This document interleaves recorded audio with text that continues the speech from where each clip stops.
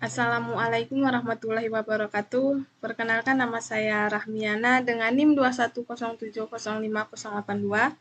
Di sini saya akan menjelaskan sedikit materi mengenai mobile computing dari MK Komputasi Berkelanjutan. Saja kita memasuki materi yang pertama, yaitu pengertian mobile computing. Secara istilah, kata mobile computing ini juga diartikan pada teknologi perangkat seluler yang mendukung perangkat atau mobilitas.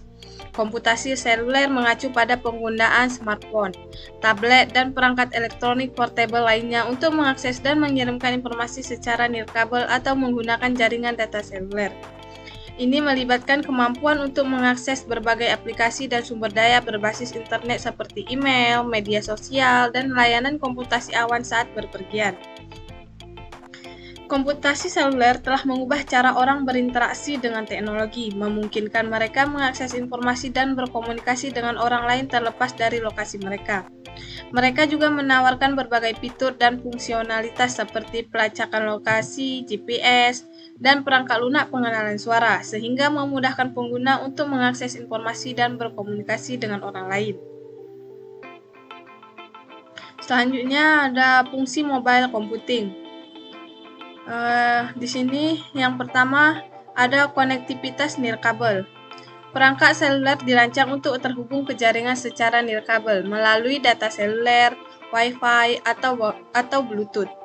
Ini memungkinkan pengguna untuk tetap terhubung ke internet dan perangkat lain, menyediakan akses ke sumber daya online, saluran komunikasi, dan opsi hiburan. Fungsi kedua yaitu aplikasi seluler. Ada ribuan aplikasi seluler atau aplikasi yang memberi pengguna akses ke berbagai fungsi seperti email, media sosial, navigasi, game, dan belanja.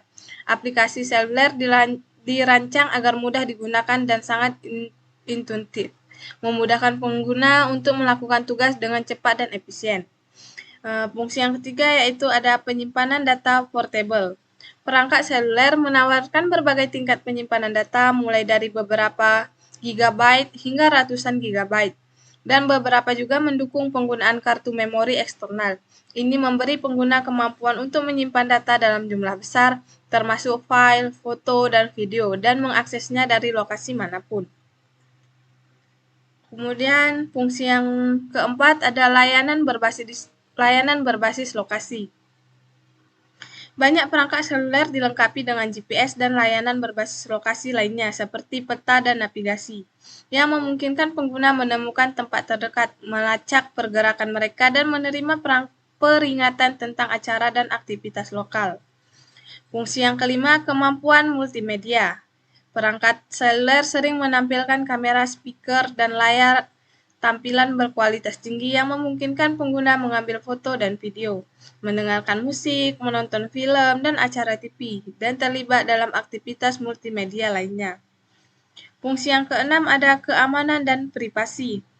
Perangkat seluler menawarkan berbagai fitur keamanan dan privasi seperti PIN, kata sandi, autentikasi biometrik, dan enkripsi untuk melindungi data pengguna dan informasi sensitif dari akses tidak sah dan pencurian. Materi yang selanjutnya yaitu perkembangan mobile computing. Perkembangan komputasi seluler telah didorong oleh berbagai faktor teknologi dan sosial. Yang termasuk di sini, yang pertama ada kemajuan dalam perangkat keras. Perkembangan prosesor, chip memori, dan komponen lain yang lebih kecil, lebih cepat, dan lebih bertenaga telah memungkinkan terciptanya perangkat seluler yang dapat menandingi kinerja komputasi desktop. Kemudian perkembangan yang kedua ada dalam jaringan nirkabel. Proliferasi teknologi nirkabel seperti Wi-Fi, Bluetooth, dan jaringan seluler telah memungkinkan untuk terhubung ke internet dan ke perangkat lain dari mana saja secara virtual. Perkembangan yang ketiga ada pertumbuhan komputasi awan. Munculnya layanan komputasi awan yang memungkinkan pengguna untuk menyimpan dan mengakses data dan aplikasi dari jarak jauh, telah memfasilitasi pengembangan komputasi seluler dengan menyediakan cara yang nyaman dan andal untuk mengakses informasi saat berpergian. Kemudian perkembangan selanjutnya dibangkitnya media sosial. Meningkatnya popularitas platform media sosial yang memungkinkan pengguna untuk untuk berbagi dan mengonsumsi informasi secara real-time, telah memicu permintaan akan perangkat seluler yang dapat memberikan akses instan ke jejaring sosial.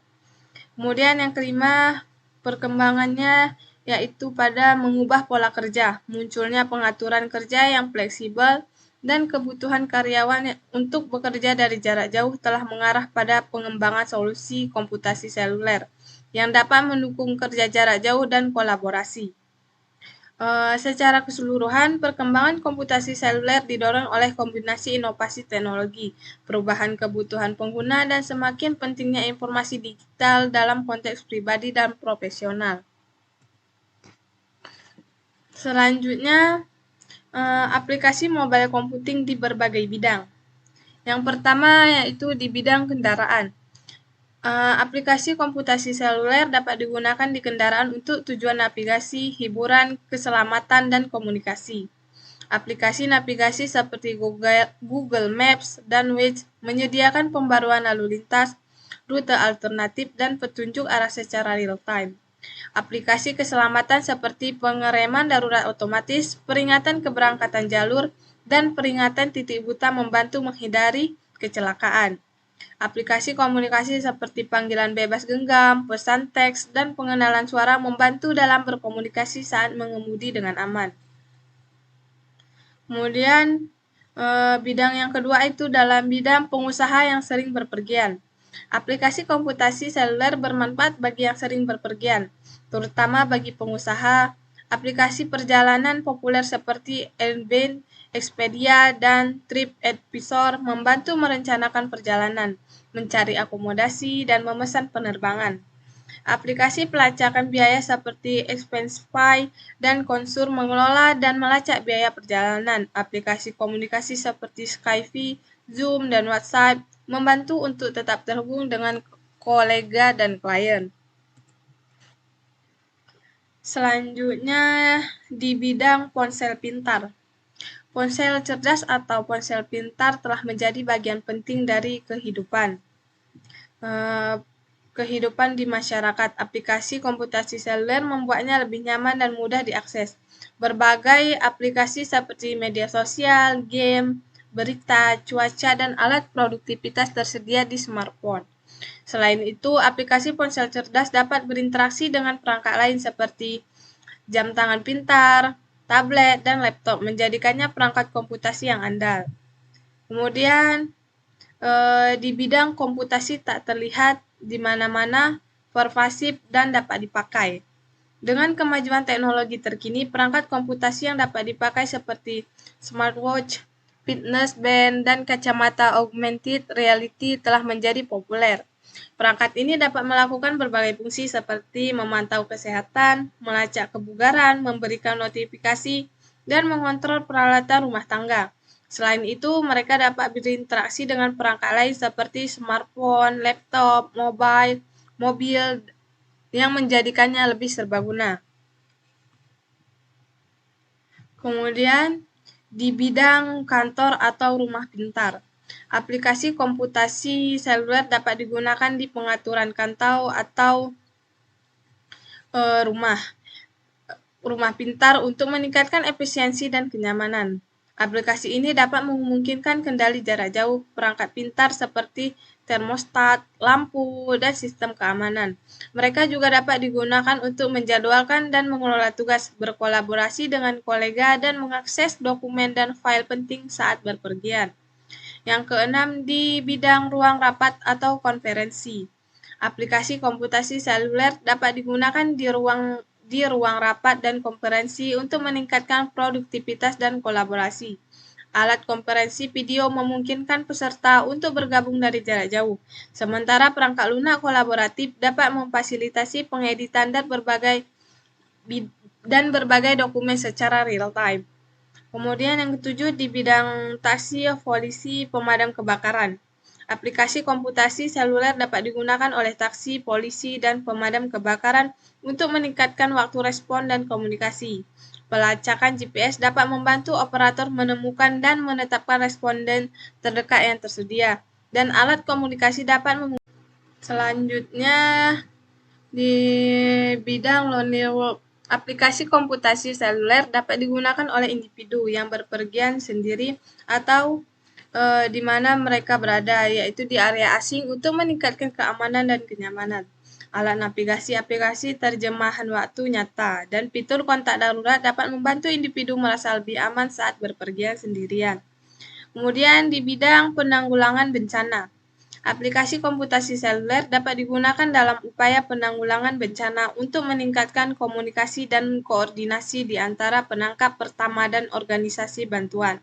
Aplikasi tangkap bencana dapat membantu dengan alokasi sumber daya penilaian kebutuhan dan melacak status upaya bantuan. Yang 10 di bidang peringatan dini bencana. Aplikasi komputasi seluler dapat digunakan untuk sistem peringatan dini bencana, termasuk peringatan cuaca dan pemberitahuan darurat. Aplikasi seluler dapat membantu memberikan informasi dan peringatan waktu nyata kepada populasi yang beresiko, memberi mereka waktu untuk mengungsi atau mengambil tindakan pencegahan lain yang diperlukan. Yang 11 yaitu ada di bidang game. Aplikasi komputasi seluler dapat digunakan untuk tujuan rekreasi, termasuk bermain game. Aplikasi game seluler memungkinkan pengguna untuk bermain game saat berpergian, dengan banyak game populer yang tersedia secara gratis atau dengan biaya rendah. Beberapa game seluler juga dapat digunakan untuk tujuan pendidikan, seperti mengajarkan kosakata atau keterampilan matematika. Nah, itu dia ada ke-11 mobile computing di berbagai bidang.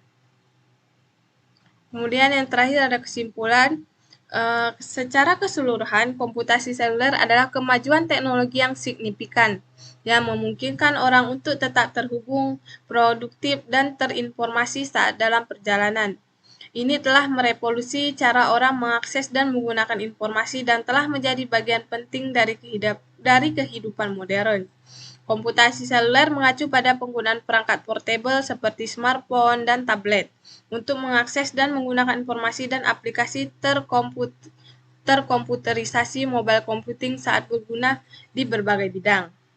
Mungkin hanya ini yang dapat saya sampaikan mengenai materi mobile computing. Jika ada salah kata saya mohon maaf. Assalamualaikum warahmatullahi wabarakatuh.